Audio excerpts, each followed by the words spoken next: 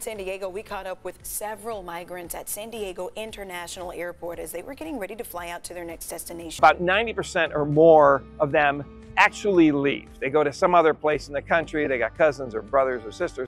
And Tom, that Welcome Center opened its doors just last fall. It was even touted as an example for other cities to follow, but families from around the world, just laying at the border fence. And it just wasn't humane. The result was a bipartisan bill with the toughest set of border security reforms we've ever seen. Good morning. Well, former President Donald Trump, that is again focusing on the issue of immigration. Southern California migrant influx. Surging border crossings are putting a strain on communities in Southern California, where hordes of migrants are often spotted at transit hubs after immigration officials resumed street releases, local politicians say. There's no end in sight, San Diego County Supervisor Jim Desmond told Fox News. This is a new norm, which I think we're going to get a rude wake-up call someday. Migrants' first days in Southern California often follow a similar schedule. After going over, around, or through gaps in the border fence, they surrender to Border Patrol agents.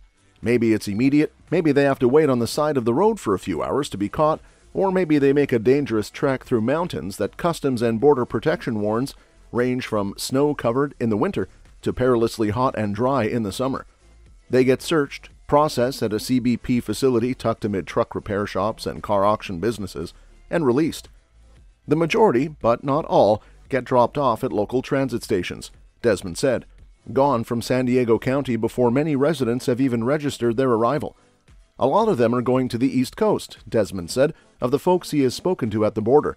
So a lot of them leave, but there's a lot we don't know. Located about 15 minutes from downtown San Diego, El Cajon has become one of a handful of drop-off sites for migrants. Mayor Bill Wells said the border has always been a problem, but the federal government always made an effort to prevent bad actors like cartels and gang members from entering the country.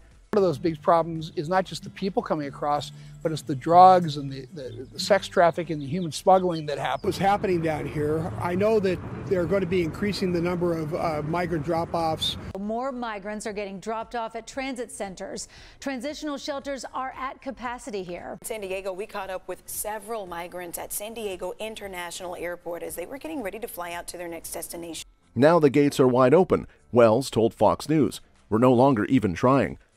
The San Diego sector saw an 85% increase in encounters in February compared to the same month last year, according to CBP data.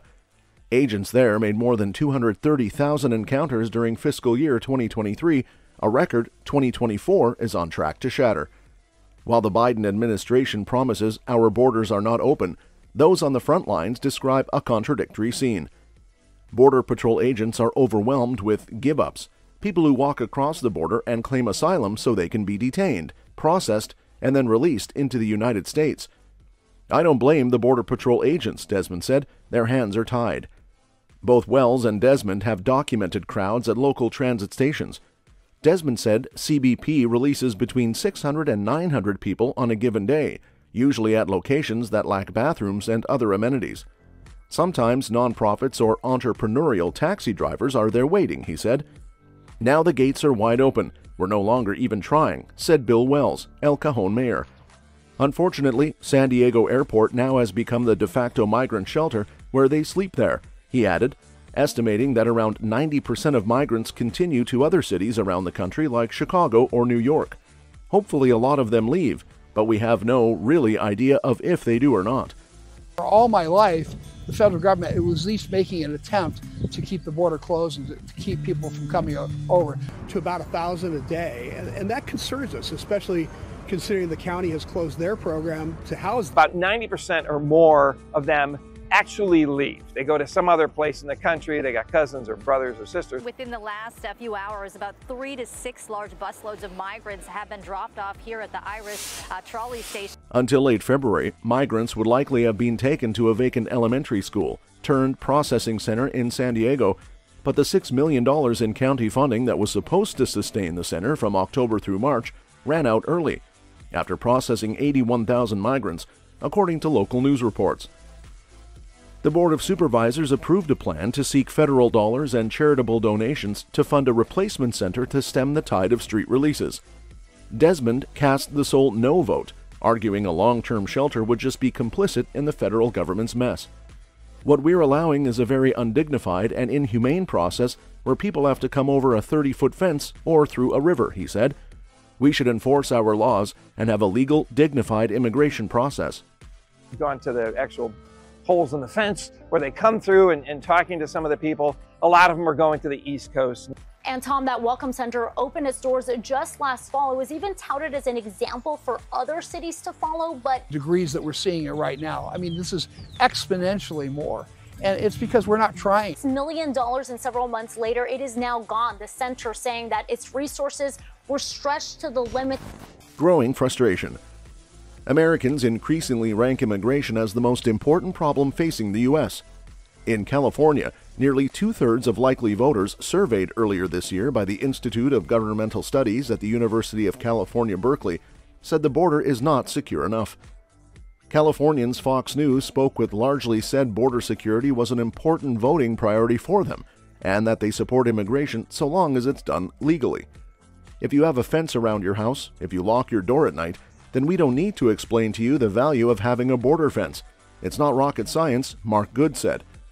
Good's son-in-law spent 5 years waiting to immigrate to the U.S. from Bangladesh, the right way, he said. Then you see people coming over the border and getting given things, his wife Pat said. It's hard. I feel bad for them, but it's hard.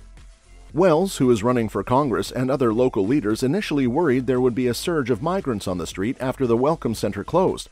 This hasn't happened yet, he said, speculating that private organizations and nonprofits have been able to get migrants on planes and buses fast enough to keep up with the influx. Since they started doing street releases, we've seen over 200,000 people dropped off in the streets of San Diego. So now other nonprofits are jumping in to help all of those migrants from all over the world get to where they're going. Families from around the world, just laying at the border fence. And it just wasn't humane. That's right. We've seen dozens of migrants get dropped off right outside the San Diego International Airport. Pretty soon the system is going to be overwhelmed to the point where there's not going to be enough money to send people everywhere they want to go, Wells worried.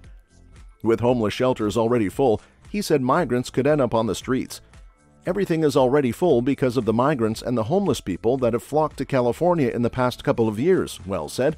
So there's very little in the way of safety net in California. Left with few choices. Joe Biden, the President of the United States, has been criticized for his harsh immigration policies during his first day as president. In 3 years, he has become increasingly like former President Donald Trump, pushing Congress for asylum restrictions that would have been unthinkable when he took office. This is under pressure from both Republicans and Democrats, including elected officials in cities thousands of miles away from the border who are experiencing the effects of asylum seekers arriving in the U.S. in record numbers. With the 2024 presidential campaign shaping up as a likely rematch between Biden and Trump, immigration has moved to the forefront as one of the president's biggest potential liabilities. Biden has already embraced a sweeping bipartisan measure still being negotiated in the Senate that would expand his authority to put strict new limits on border crossings. The bill's future is uncertain, and Trump has weighed in against it. However, Biden's Democratic allies have grown impatient for the president to act. Arizona Governor Katie Hobbs recently called on the president to call up the National Guard, and when he declined, she did it herself at the state's expense. The influx has strained social services in cities like New York, Chicago, and Denver, which are struggling to shelter thousands of asylum seekers without housing or work authorization.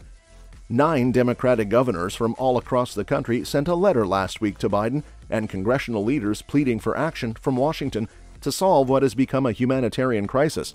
They asked for money to help with their immediate needs and a commitment to work toward modernizing immigration laws. Donald Trump is campaigning in Houston today. He's exploring a radical shift in immigration policy if elected in 2024.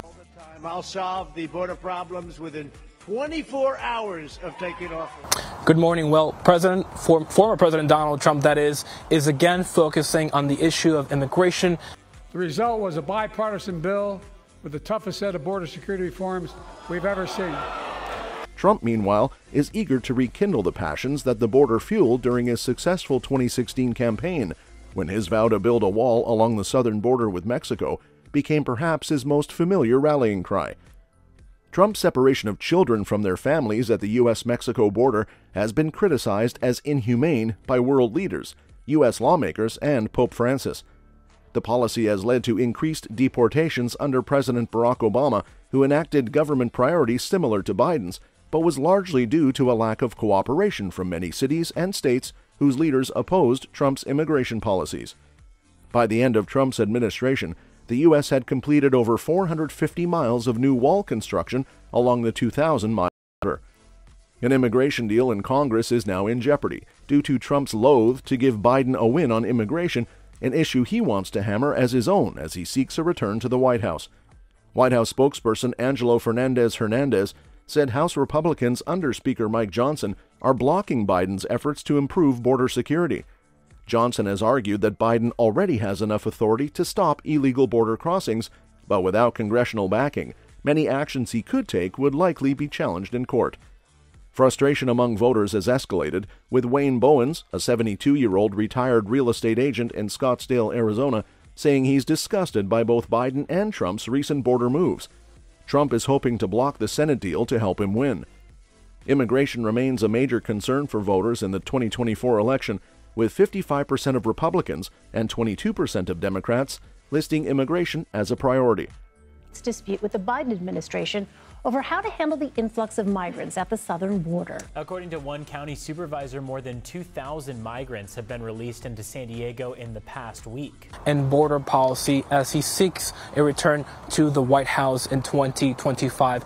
That bipartisan bill would hire 1,500 more security agents and officers, 100 more immigration judges.